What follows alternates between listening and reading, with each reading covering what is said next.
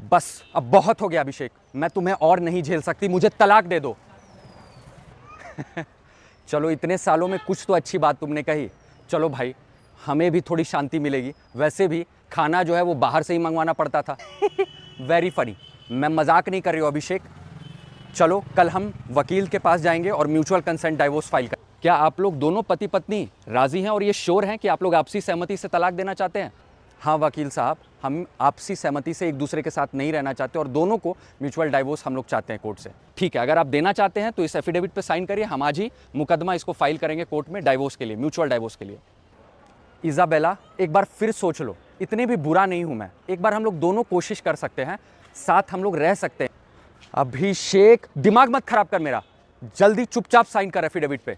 अभिषेक, आज दूसरी तारीख है, सेकंड मोशन है, हमें साथ में चलना है और आज सहमति देना, और आज के बाद से हम लोग दोनों एक दूसरे से अलग हो जाएंगे। तुम तैयार हो ना?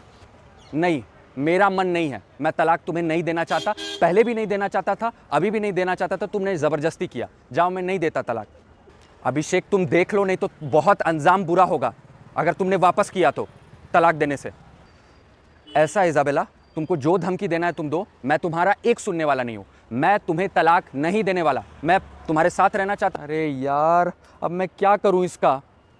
शायद कई लोगों की कभी ना कभी इस प्रकार की परिस्थिति सामने आई होगी जहां पर दो कपल्स, हस्बैंड वाइफ, आपसी सहमति से म्यूचुअल कंसेंट डाइवोर्स फाइल भी कर देते हैं, एफिडेविट पे अपना सहमति भी दे देते हैं फर्स्ट मोशन में, लेकिन जब वो मुकदमा चल रहा होता है तो बीच में किसी का मन बदल जाता है और वह पीछे हट जाता है और पता नहीं कहां से उसको प्यार फिर उमड़ आता है।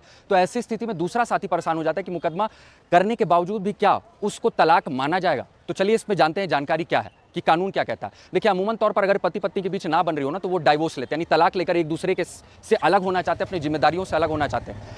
जब पति पत्नी दोनों राजी होते हैं कि वो सहमति से एक दूसरे के साथ नहीं रहना चाहते, तो ये सबसे अच्छा तरीका होता है, क्योंकि आपको एक दूसरे के भीतर, न्यायालय के भीतर कोई इल्जाम नहीं लगाना होता है, लड़ाई झगड़ा नहीं होता और आसानी से हो जाता है। लेकिन कई बार जब म्यूचुअल कंसेंट डाइवोर्स फाइल होता है ना, तो ऐसी परिस्थिति में आप एफिडेविट पे सहमति देते हो, लेकिन एक कपल क्या करता है, मुकदमे के दौरान वो पलट जाता है, वो सहमति अपना हटा लेता है या आनाकानी करने लगता है। तो देखिए, इसमें ना तो कानून ना कोई वकील आपकी मदद कर सकता है, इसलिए क्योंकि ये चीज याद रखिए कि जो दोनों तारीख, यानी फर्स्ट मोशन और सेकंड मोशन जो हो रहा है म्यूचुअल कंसेंट डाइवोर्स में, उसमें दोनों ही तारीख में सहमति होनी जरूरी है। अगर एक तारीख में भी सहमति किसी एक दंपति, किसी एक पर्सन की, यानी हस्बैंड या वाइफ, वो सहमति देने से मुकर जाता है, तो ऐसी स्थिति में पूरा मुकदमा खारिज हो सकता है और तलाक कोर्ट ग्रांट नहीं कर सकती है, तलाक नहीं होगा, वो रुक जाएगा।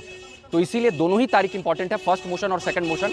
एफिडेविट पे सहमति देना, और वो कोई भी एक कपल सहमति से नाम करे, क्योंकि म्यूचुअल कंसेंट डाइवोर्स का मतलब ही है कि दोनों पति पत्नी आपसी सहमति से ये डाइवोर्स फाइल कर रहे हैं। तो ये मुकदमा यानी कि डाइवोर्स तभी मुकम्मल होगा जब दोनों आखिरी तारीख तक आपसी सहमति से एक दूसरे से अलग